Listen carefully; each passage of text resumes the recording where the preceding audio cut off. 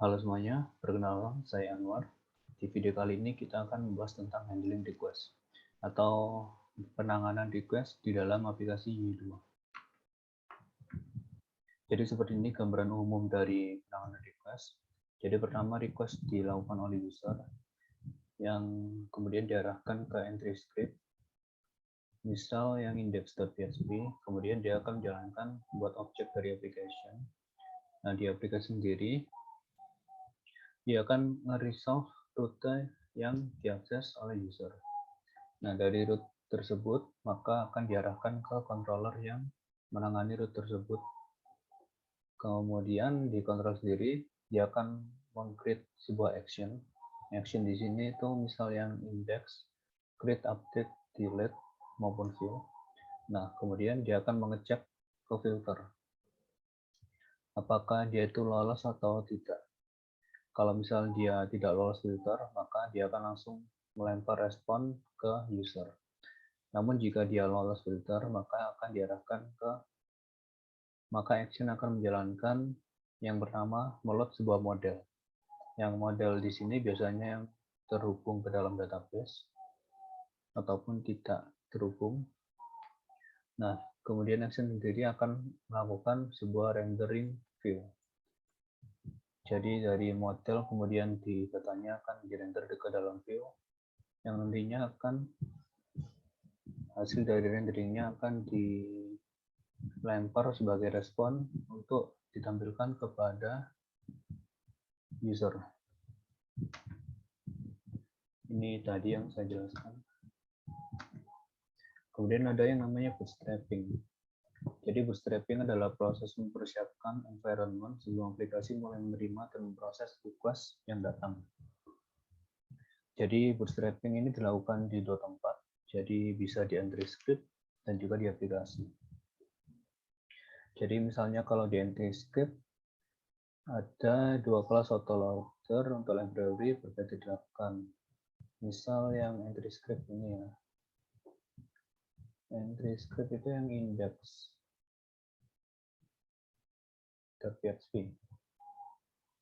Nah, dia akan mendaftarkan yang ini kan autoload dan juga yang i2. Jadi dia akan meregister dua kelas untuk library, jadi pertama library dari autoload dan juga yang i2. Nah, kan yang pada konstruktor dari aplikasi ada beberapa hal yang akan dikerjakan. Jadi yang pertama dia akan melakukan inisialisasi untuk kelas application ini dan juga melakukan konfigurasi dari properti-properti. Kemudian dia selanjutnya akan meregister error handler yang ada di dalam application. Kemudian inisialisasi properti dari aplikasi menggunakan file konfigurasi. Jadi file konfigurasi yang ada di config, di folder config ini.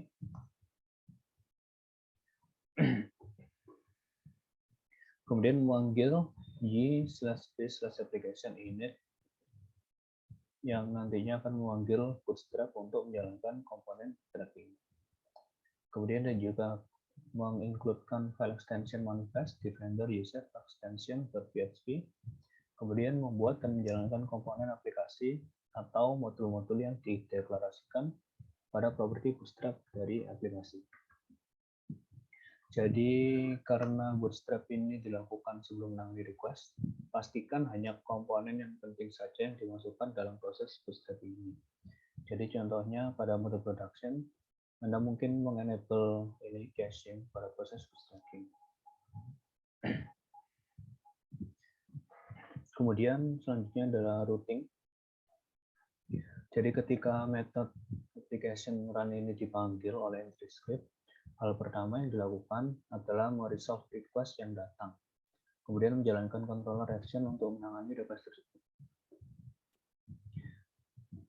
Jadi proses resolve ini yang menangani adalah class request untuk metodenya resolve yang akan menghasilkan root valid, controller action yang sesuai dipanggil, root tidak valid.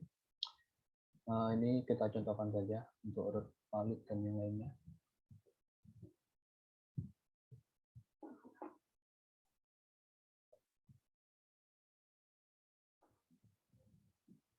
Jadi seperti ini. Pertama kita buka root yang valid. Kan sebelumnya kita sudah membuat student. Nah ini kalau misal root yang valid, maka dia akan melanjutkan ke controller yang benar, yang menangani. Kemudian jika tidak valid, misal ini. Nah, jika tidak valid dia akan menampilkan ini not found. Menampilkan ini not found HTTP exception. Kemudian jika tidak ada root, controller action akan property default. Nah ini jika tidak ada root berarti seperti ini, hanya basic ini. Basic. Nah, ini jika tidak ada root, dia akan mengarahkan ke sini. Kemudian ada yang namanya catch all root, adalah kondisi spesial di mana semua request akan diarahkan ke sebuah controller action. Nah ini gunanya catch all itu untuk mengarahkan semua request ke satu controller action. Jadi misal aplikasi kita sedang fase maintenance, jadi agar lebih mudah tinggal kita arahkan semua request ke satu action. Kita contohkan.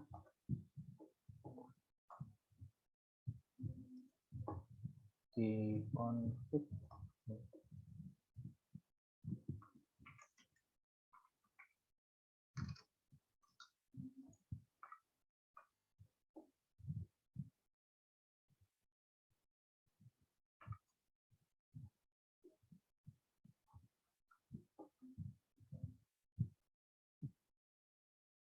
jadi posisinya ada di sini config. Kita tambahkan catch all.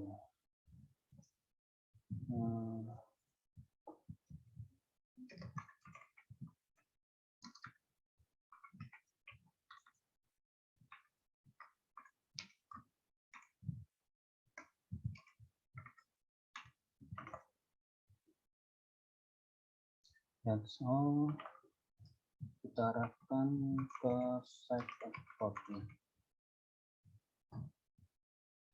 Kita save.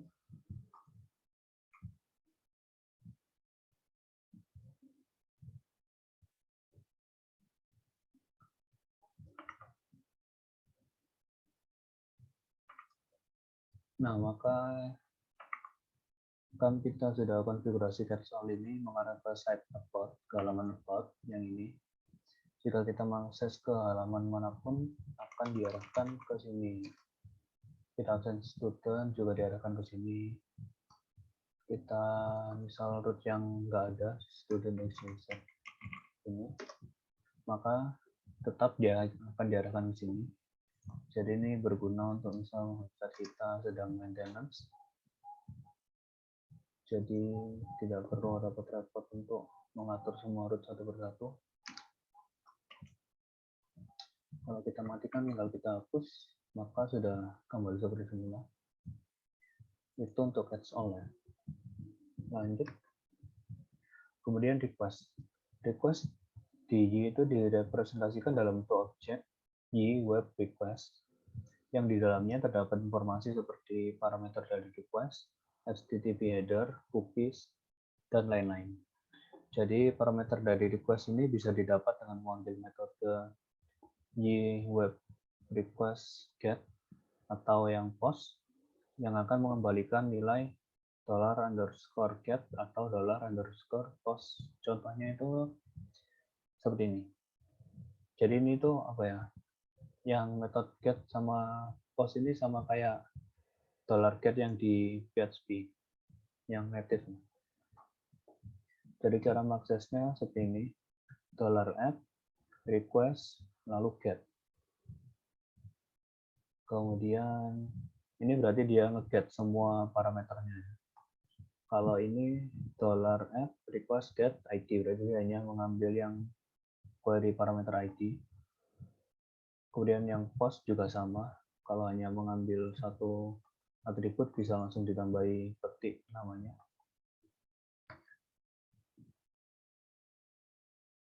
Kemudian lanjutannya Anda dapat melihat metode HTTP yang digunakan oleh sebuah request melalui fungsi-fungsi seperti berikut. Jadi yang pertama kita bisa ngecek metodenya itu dia apakah Ajax, apakah get, apakah post. Jadi jika ini kan if, jika Ajax, maka lanjutannya melakukan apa gitu. Seperti itu. Informasi HTTP header dari sebuah request dapat diakses melalui properti request yang header. Contohnya itu, nah ini itu tuh mendapatkan headernya. Misal kita mau mendapatkan header yang sub, bisa melalui request header get sub. Lalu jika kita ingin mengecek apakah dia punya user agent, bisa melalui seperti ini, request header has user agent. Nah, di sini Anda juga dapat melihat hostname dan alamat IP dari komputer pengguna melalui request user host, ataupun untuk IP bisa melalui request user IP. Ini coba saya contohkan ya cara penggunaannya.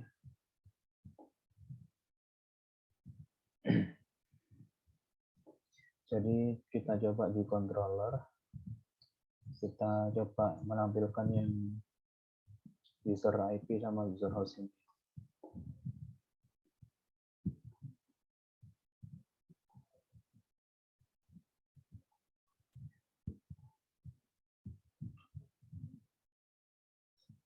Oke, kita coba tampilkan di yang index saja. Misal IP. Caranya yaitu F request user IP.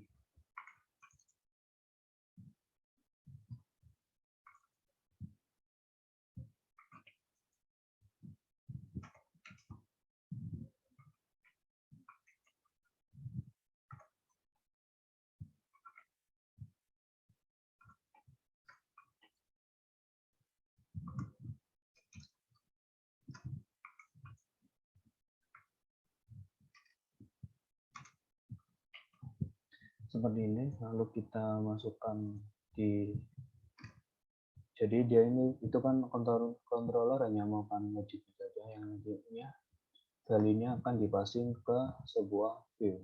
Jadi ini untuk passing ke view-nya. Jadi kita passing misal IP, lalu value dari ini IP, $IP.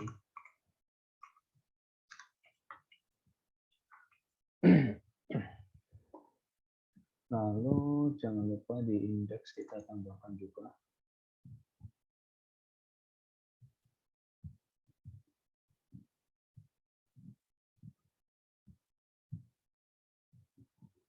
misal kita tambahkan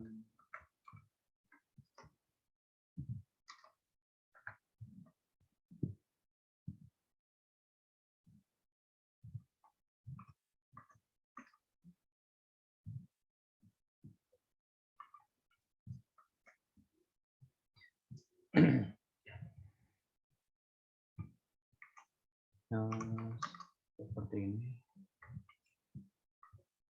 Coba kita cek apakah sudah benar.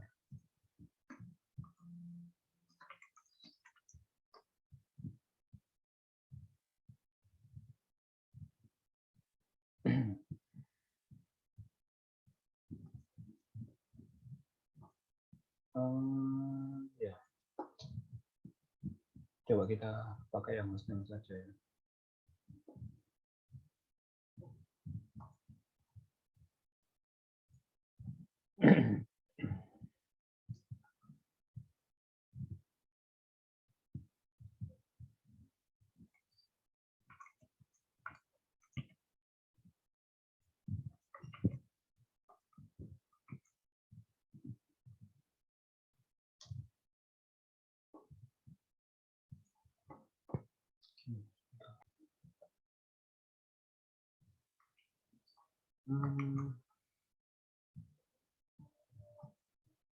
Oke, sepertinya ini karena no, jadi nggak ada datanya. Kita coba itu saja, user agent. Untuk mengecek usernya ini menggunakan user agent apa. Nah ini muncul kan, seperti itu contohnya.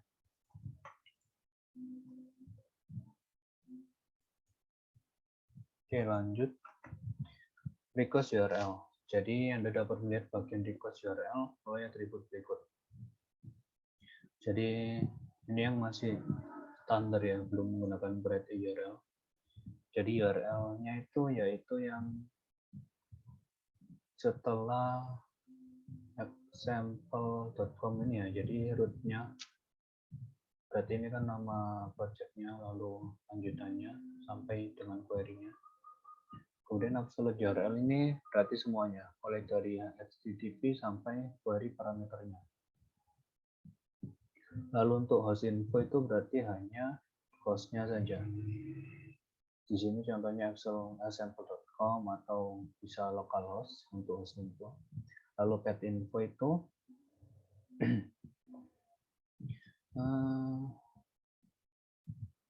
itu ya /product. Jadi setelah index PHP ini itu namanya path info. Lalu query string berarti yang query-nya setelah tanda tanya. Dalam contohnya berarti ini ID sampai dengan status itu query string. Lalu untuk base URL itu mengembalikan ini nama foldernya. Misal folder projectnya admin, berarti di sini contohnya punya saya berarti kan basic gitu.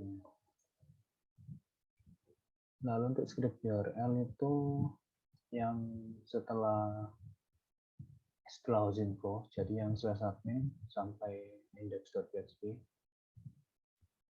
Lalu server name ini sama kayak itu tadi host info, jadi example.com. Lalu server port ini nggak ditampilkan karena secara default memang nggak ditampilkan. Kalau HTTP kan berarti dia port 80. Tapi di contohnya ini kan HTTPS berarti dia di 443. Seperti itu. Kemudian ada yang namanya respon. Jadi setelah aplikasi selesai menangani sebuah request, objek web respon akan dibuat dan dikirimkan ke pengguna. Jadi objek ini berisi informasi HTTP status code, header, dan juga body. Jadi untuk menambahkan informasi pada HTTP header ini, Anda dapat melakukan dengan memanipulasi properti respon header. Contohnya seperti ini. Jadi y.2 respon header. Nah, di sini itu ada dua ya. Kita bisa melakukan add dan juga set. Nah, kalau add itu dia itu akan menambahkan header baru tanpa overwrite yang sudah ada. Jadi misalnya ini kan kita mau mendapatkan header pragma ya. Jadi kalau misalnya udah ada pragma berarti kalau add ya tinggal ditambahkan. Tapi kalau set itu dia akan nge-overwrite. Jadi misalnya udah ada pragma, kita set berarti yang lama akan di-overwrite. Jadi pada kasus-kasus sederhana, kita tidak perlu melakukan perubahan atau penambahan dari objek respon ini. Karena semuanya itu sudah otomatis melalui return value dari controller action. Jadi yang ini. Kemudian lanjut kita ke session dan cookie. Jadi pada PHP murni, session dan cookie itu dapat diakses melalui $_session maupun $_cookies. Tapi kalau di ini kita bisa menggunakan sintak lain. Caranya adalah dengan $app, kemudian session,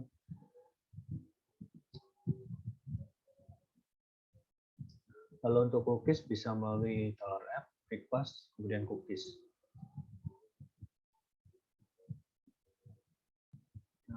Dan juga ataupun app, respon, kemudian cookies. Nah, contohnya penggunaannya ada di sini contohnya. Jadi session itu kan disimpannya di sisi database ya, di sisi server ya. Kemudian kalau cookies itu di sisi browser, di sisi user, di sisi pengguna ya intinya. Jadi contohnya seperti ini. Session itu bisa kita gunakan untuk mengecek, misal di website kita ada dua bahasa ya, bahasa Indonesia, bahasa Inggris. Nah, user ini dia udah ngeset websitenya ini supaya bahasa Inggris, jadi kita simpan konfigurasinya di session. Jadi kalau misal ketika user melakukan login ulang, setelah login ulang, maka halaman defaultnya akan bahasa Inggris. Begitupun ketika dia berganti browser, tetap yang ditampilkan adalah bahasa Inggris karena konfigurasinya sudah tersimpan di session. Jadi ini contohnya untuk set, bisa pertama menggunakan yang sintaknya Y, menggunakan session set.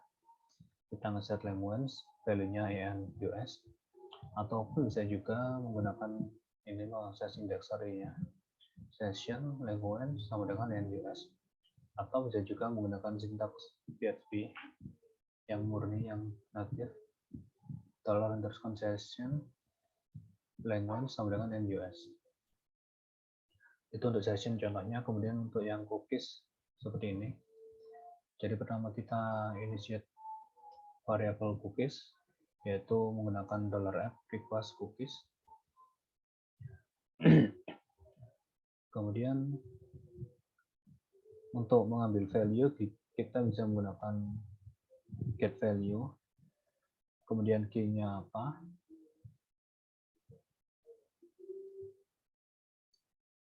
Oh ini tuh contohnya pertama kita nge-get value. Kalau misal value-nya ini tidak ada language, maka dia akan mengeset ini, key-nya ini EM. Lalu kita juga bisa menambahkan cookies ke respon yang dikirimkan. Caranya seperti ini. Kita initiate dulu ke dalam app respon cookies, kemudian kita bisa memanggil metode add ini. Kita buat objek baru cookies yang di dalamnya itu ada key-nya, key value-nya, name language value serta cm. Oke, seperti itu. Jadi ini latihan yang bisa kalian coba ya untuk menambah pemahaman tentang Y, terutama topik ini. Oke, sekian materi kali ini tentang handling request. Terima kasih.